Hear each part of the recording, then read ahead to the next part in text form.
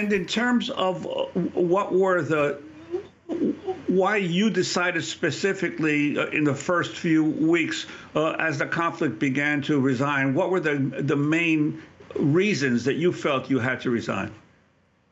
I mean, fundamentally, I understood that every day that I was going to go into the office, I was going to be contributing to the Israeli campaign. That was something that DoD was supporting. It's something that DIA was supporting, and I think it's open that we have a very close intelligence relationship with Israel, and so I was tangentially involved in that, and I kind of got more and more discouraged and hopeless that we were going to stop. The U.S. was going to stop its support, and I understood early on and was unfortunately validated in this that nobody was going to come tell me to stop.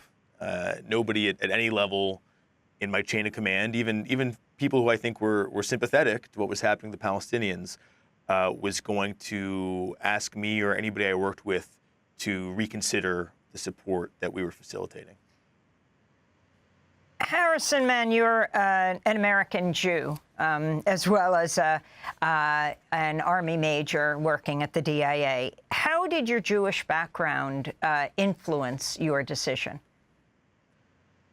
My Jewish background, influenced both my service and my decision to leave. I have a very distinct memory of several years ago going to the Yad Vashem Holocaust Memorial Museum in Israel on a trip that was actually sponsored and hosted by the IDF. And you go through that museum and you see all these sites of the Holocaust victims. And then at the end, there's this giant blow-up photo that I think is still there showing a lot of U.S. Army soldiers interspersed with Holocaust camp survivors. And they're attending a service led by a U.S. Army rabbi after their camp has been liberated. And that, I think, seeing that photo, which I hadn't seen before, was like one of my proudest moments of my service, understanding that I got to wear the same uniform and be in the same army as the men who liberated that camp.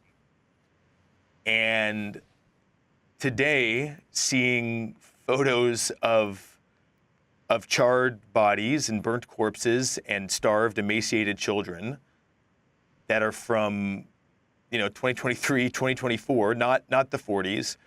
It's impossible not to make that connection.